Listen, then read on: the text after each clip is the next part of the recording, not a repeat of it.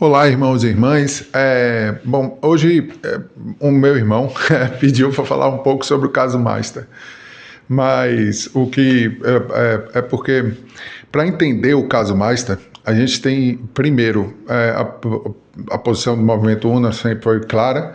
O sistema em si é uma expressão corrupta, é o gerenciador dos roubos da burguesia, no caso do Brasil, a burguesia colonial, que tem uma estrutura ditada pela burguesia imperialista, que é o que enfim, controla o movimento do fluxo do capital e mantém os ricos brasileiros ricos, enquanto eles roubam a população para dar no altar de Mamon, o capital, para essa própria burguesia imperialista.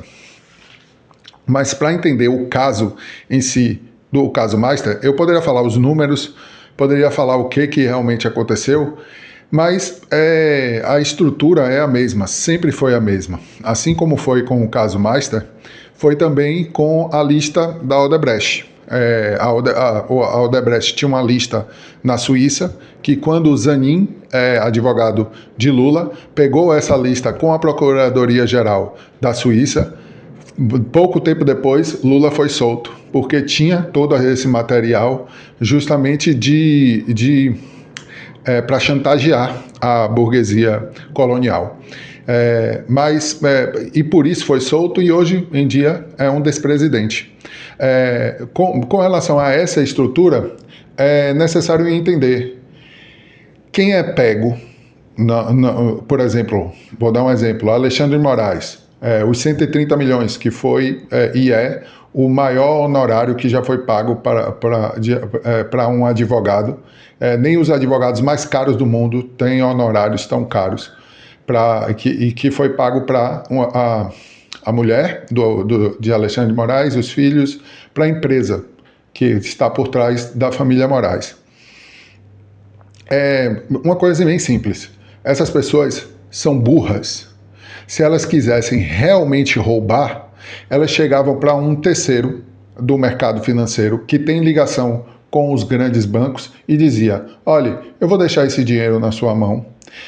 Todas as decisões em que os bancos, os banqueiros e a elite, ou a elite não, que eu não gosto de chamar de elite, a burguesia colonial decidir que eu faça, todas as decisões, todos os votos, como eu falo com a STF, o mesmo é com toda a estrutura da falácia constitucional. Tanto a ilusão de poder do legislativo, judiciário, executivo, todos eles fazem parte dessa mesma estrutura, pois todos mantêm a dívida pública, que nunca foi auditada. Lula nunca fez questão de auditar a dívida. Dilma, pelo contrário, se nega a auditar a dívida, assim como o judiciário, que mantém as decisões para manter o lucro da burguesia colonial, desses ladrões, os vermes que vivem de cada salário mínimo do povo brasileiro é de 18% a 20%, vai para a dívida pública, sabe? Que é mantida e nunca foi auditada. Que se auditasse, eles teriam que não só devolver todo o dinheiro que foi feito entre juros em cima de juros, swap cambiais, mas acabar com a ilusão de propriedade privada no Brasil, porque essa dívida foi um roubo desde que foi originária através dos Rothschilds com os portugueses e passada de geração em geração. Então, se um cara é realmente inteligente, fala para um terceiro que tem conexão com esses donos de banco e diz: eu vou deixar um dinheiro na sua mão, você, através das minhas decisões, vai mudar o fluxo do capital, vai fazer com que esse dinheiro dobre, triplique, cada vez mais cresça, e enquanto isso eu vou fazer o meu papel, que é de vender, se vender. E é isso o que o desgoverno gera, a falácia constitucional, esse teatro de vampiros e vermes que roubam dos trabalhadores diariamente. É isso que eles fazem. E ao fazer isso dessa forma, não tem como eles serem pegos, entende?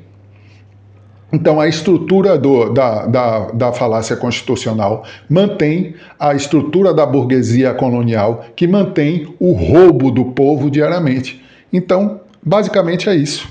É o problema do caso Master. Eu posso falar mais por aqui, mas é só uma introdução. Então, até mais.